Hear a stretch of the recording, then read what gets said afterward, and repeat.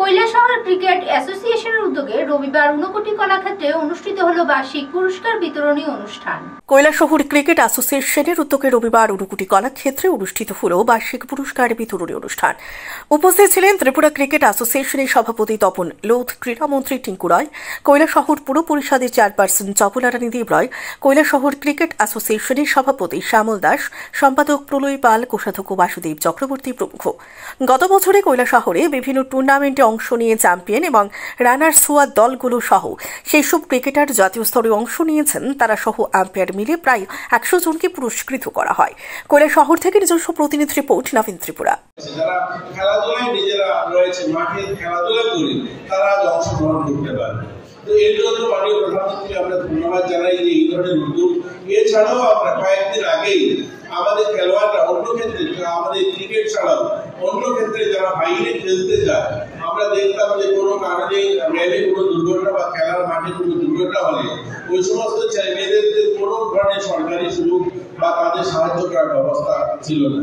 আমরা নতুন করে তাদের জন্য ইন্স্যুরেন্স পলিসি এনেছি। এখন থেকে তারা বাইরে খেলার মাঠে বা কোথায় যদি কোনো দুর্ঘটনাগ্রস্ত হয় তাহলে 5 লক্ষ টাকার ইন্স্যুরেন্স তারা পাবে। এই ধরনের আমরা কয়েকদিন আগে আমরা একটা পরিকল্পনা গ্রহণ করেছি।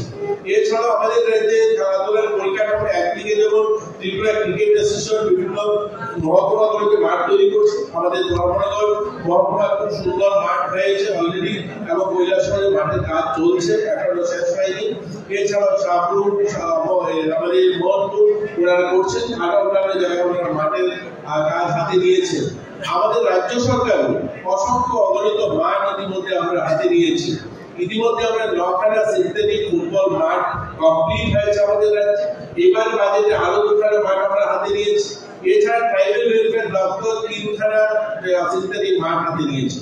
অর্থাৎ আমরা 9খানা, 2খানা আমরা নিলাম আর 3খানা, অর্থাৎ 15খানা সিনথেটিক ফুটবল মাঠ আমাদের রাজ্যে কমপ্লিট হয়ে গেছে বা অল্প কয়েকদিনের মধ্যে কমপ্লিট হয়ে যাবে।